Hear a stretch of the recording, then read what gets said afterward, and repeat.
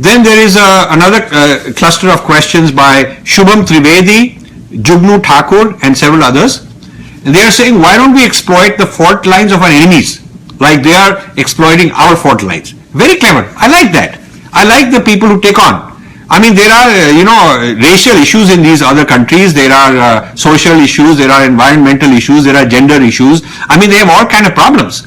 We are not going around studying all the statistics of what's going on or what's wrong and giving them lectures the way they are doing that to us.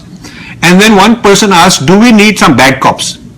Good question. Thank you. I'm one of the bad cops. I can play both. I mean, I've been a businessman in this country and I stopped being 25 years ago, but I was very successful because I could be the nice guy and do my deals. But I can also be a bad cop in the sense that I can take people on.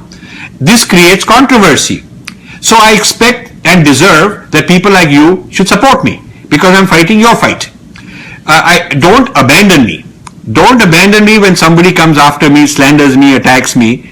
You have to stand by me because I've stuck my neck out for you. Okay? So I feel that until our own people stand up united, we can't just go and expect. The next question is by Sapna and Dushyant Chauhan and Shiv Kumar Bhatia. They're saying, can you tell us who is doing insider scholarship on Kumbh Mela? And why don't we have counter propaganda? We're using our own scholarship. And then one of them asked, where do I begin my own research? Now, I would suggest don't do your own research. Don't be a producer of research, be a consumer of research. I have done enough research that you should consume. After you've learned to be a good consumer of research, then you can move up to the next step of becoming your own researcher. You cannot be a good writer unless you are a good reader. The same way, before you can even dream of becoming a researcher, you got to read the research that's already out there. Read it, disseminate it. Okay? So, are there books on Kumbh Mela? Are there scholars and universities? My response to this is that we are trying to create a Swadeshi Indology movement. I'm going to write on it. The first conference is going to be in Chennai. We are taking on Sheldon Pollock and all his works, opposing it. And we'll start expanding from there. We'll take on those who are on the Kumbh Mela project from the western side, respond to them, respond to those who are digesting yoga, all kind of things one by one we'll take on once we have a team for Swadeshi Indology. So we are still looking for more funding, more scholars. We are getting some support, we are getting some traction. So we will create the insider scholarship, but it will take us time. Yeah.